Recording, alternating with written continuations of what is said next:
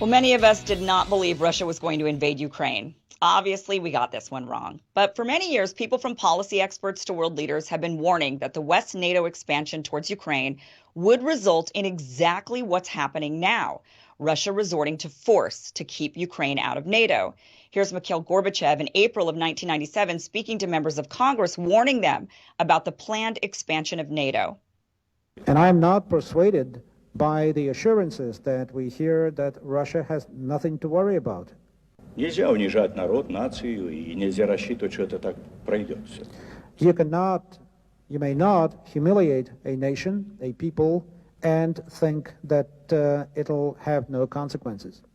Ну и другое, это что уже, новая стратегия? So my question is this a new strategy? Говорят, нет.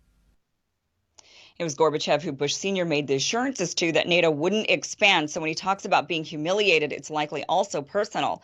But just stop for a moment and think. This was 1997, 25 years ago. We've been aggressively expanding NATO for over 2 decades before Russia ultimately snapped. Another warning came in 2010. Here's Russian historian and NYU professor Stephen F. Cohen speaking at Carnegie Mellon. NATO expansion is not over for the Russians. It's a reality. NATO's sitting on its borders. It's not about future NATO expansion. It's about current. NATO expansion represents the following to Russia. And near this I will end. It represents a profoundly broken promise to Russia made by the first Bush that in return for united Germany and NATO, NATO would not expand eastward. This is beyond any dispute. People say, well, they never signed a treaty. But a deal is a deal. The United States gives its word unless we're shysters. And if you don't get it in writing, we'll cheat you. We broke our word. And when both Putin and Medvedev say publicly to Madeleine Albright and others, we, Russia, feel deceived and betrayed, that's what they're talking about. So NATO represents, on the part of Russia, a lack of trust. You break your words to us. To what extent can we trust you? Secondly, it represents military encirclement. If you sit in the Kremlin and you look out at where NATO is and where they want to go, it's everywhere. It's everywhere on Russia's borders. So he makes a great point about honoring our word, even if it isn't in writing, unless we're a bunch of shysters, he says. And maybe we are.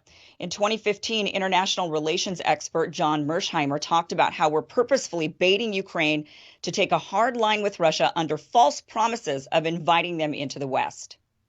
But I actually think that what's going on here is that the West is leading Ukraine down the primrose path. And the end result is that Ukraine is going to get wrecked. And I believe that the policy that I'm advocating, which is neutralizing Ukraine and then building it up economically and getting it out of the competition between Russia on one side and NATO on the other side, is the best thing that could happen to the Ukrainians. What we're doing is encouraging the Ukrainians to play tough with the Russians. We're encouraging the Ukrainians to think that they will ultimately become part of the West because we will ultimately defeat Putin and we will ultimately get our way. Time is on our side. And of course, the Ukrainians are playing along with this. And the Ukrainians are almost completely unwilling to compromise with the Russians and instead want to pursue a hardline policy. Well, as I said to you before, if they do that, the end result is that their country is going to be wrecked. And what we're doing is, in effect, encouraging that outcome. I think it would make much more sense for us to work to create a neutral Ukraine. It would be in our interest to bury this crisis as quickly as possible. It certainly would be in Russia's interest to do so. And most importantly, it would be in Ukraine's interest to put an end to the crisis. Ultimately, Ukraine gets wrecked, he says. And that was in 2015, and we're watching this now in real time. The Ukrainians and Russians sat down at peace talks, and rather than agree to become neutral, which is Russia's demand, Ukraine is taking a hard line, and we're witnessing their country get destroyed as a result.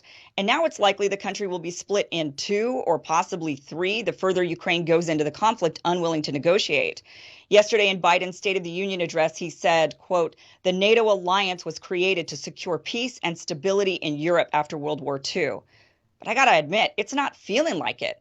Biden also said Putin had rejected repeated efforts at diplomacy, but many of us are wondering what those diplomacy attempts were. Russia has been clear for nearly 3 decades now. No NATO on their borders. They've said it over and over and over again, and yet we've continued to expand. We've expanded NATO and invaded and occupied various areas of the Middle East. Europe has created a union of member nations, and yet all the while we've been accusing Russia of wanting to reestablish the USSR. We've even put missiles up to their border in our NATO member states as a response. And now we're all in danger, not just Ukrainians, of an all-out nuclear war because our leaders continue to refuse to back down. The irony is, when Russia annexed Crimea and when Assad was accused of gassing his own people, American neocons were upset Obama had set a red line, but refused to actually do anything about it when it was crossed. Those same neocons are shocked Putin actually said arming Ukraine is a red line and meant it. He wasn't bluffing, and he's not going to back down. The Russians have told us this would happen for decades now. I see many people saying it shouldn't be up to us or Russia if Ukraine joins NATO, that each country should be allowed to decide for themselves. But it doesn't work like that. NATO isn't a right. It's a club. It's an agreement that if one nation is invaded, the others will come to their collective defense. We should be allowed to choose who we want to rush to the defense of and who we think will be valuable in our defense when needed. The point of NATO is safety in numbers, but if adding a member makes the entire group unsafe, it defeats the point.